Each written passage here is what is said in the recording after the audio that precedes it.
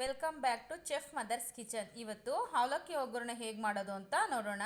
ಇದಕ್ಕೆ ಬೇಕಾಗಿರೋ ಇಂಗ್ರೀಡಿಯೆಂಟ್ಸ್ ಹೇಳ್ತಾ ಇದ್ದೀನಿ. ಉದ್ದಿನಬೇಳೆ, ಕಡಲೆಬೇಳೆ, ಜೀರಿಗೆ, ಸಾಸಿವೆ, ಗೋಡಂಬಿ ಆಪ್ಷನಲ್ಲು, ಅದು ಚೆನ್ನಾಗಿರುತ್ತೆ ಹಾಕ್ಕೊಳ್ಳಿ.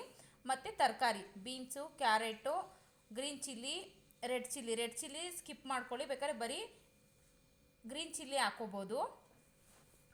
ಇವಾಗ ಆಯಿಲ್ ಹಾಕ್ಕೊತಾ ಇದ್ದೀನಿ. ಒಂದು 3-4 ಟೇಬಲ್ ಸ್ಪೂನು ಆಯಿಲ್ ಹಾಕ್ಕೊಂಡಿದ್ದೀನಿ. ಆಯಿಲ್ ನಿಮ್ಗೆ ಎಷ್ಟು ಬೇಕಾದ್ರೂ ಹಾಕೋಬೋದು. ಆಯಿಲ್ ಕಡಿಮೆ ತಿನ್ನೋರು ಸ್ವಲ್ಪ ಹಾಕ್ಕೊಳ್ಳಿ. ಮತ್ತು ಜೀರಿಗೆ, ಸಾಸಿವೆ ಹಾಕ್ಕೊತಾ ಇದ್ದೀನಿ. ಅದೊಂದು ಸ್ವಲ್ಪ ಫ್ರೈ ಆಗಲಿ.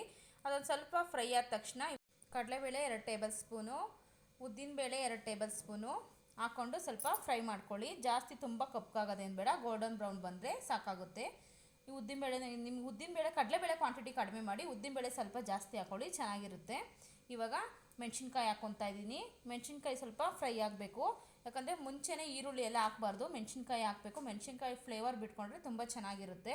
ಈಗ ತರಕಾರಿಗಳನ್ನೆಲ್ಲ ಆ್ಯಡ್ ಮಾಡ್ಕೊತಾ ಇದ್ದೀನಿ. ನೋಡಿ, ಈ ಥರ ತರಕಾರಿಗಳನ್ನೆಲ್ಲ ಆ್ಯಡ್ ಮಾಡಿಕೊಂಡು ಚೆನ್ನಾಗಿ ಫ್ರೈ ಮಾಡಬೇಕು. ಗೋಡಂಬಿ ಹಾಕ್ಕೊತಾ ಇದ್ದೀನಿ.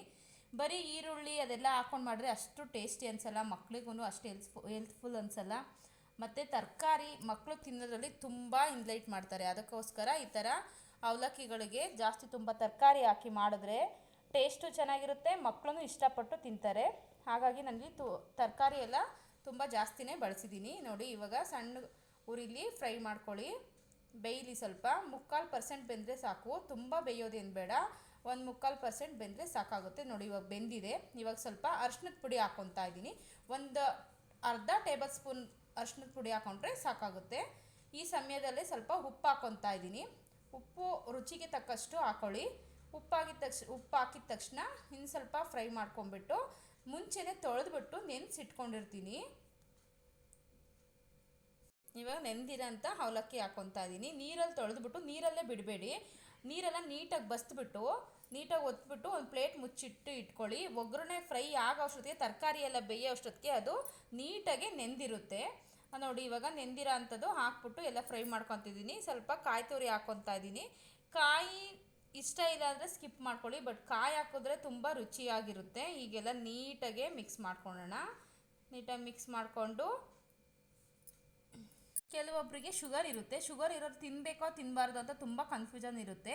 ಆದರೆ ಶುಗರ್ ಇರೋರು ತಿನ್ಬೋದು. ಇದು ಗುಡ್ ಫಾರ್ ಹೆಲ್ತಿಗೆ ತುಂಬ ಒಳ್ಳೆಯದು. ಮತ್ತು ಡಯಟ್ ಮಾಡೋರಿಗೂ ಇದೊಂದು ತುಂಬ ಆರೋಗ್ಯಕರವಾದ ಅಡುಗೆ ಆಗಿರೋದ್ರಿಂದ ಅನ್ನಕ್ಕಿಂತ ಅವಲಕ್ಕಿ ತುಂಬ ಒಳ್ಳೆಯದು. ಶುಗರ್ ಇರೋರಿಗೆ, ಡಯಟ್ ಮಾಡೋರಿಗೆ ಒಂದು ಟೈಮ್ಗೆ ಇದು ನೀಟಾಗೆ ತಿನ್ಕೋಬೋದು ಆರಾಮ್ಸೆ. ಅನ್ನಕ್ಕಿಂತ ಅನ್ನ ಸ್ಕಿಪ್ ಮಾಡಿಬಿಟ್ಟು ಅವಲಕ್ಕಿ ತಿಂದರೆ ಗುಡ್ ಫಾರ್ ಹೆಲ್ತ್ ಅಂತ ಹೇಳ್ಬೋದು.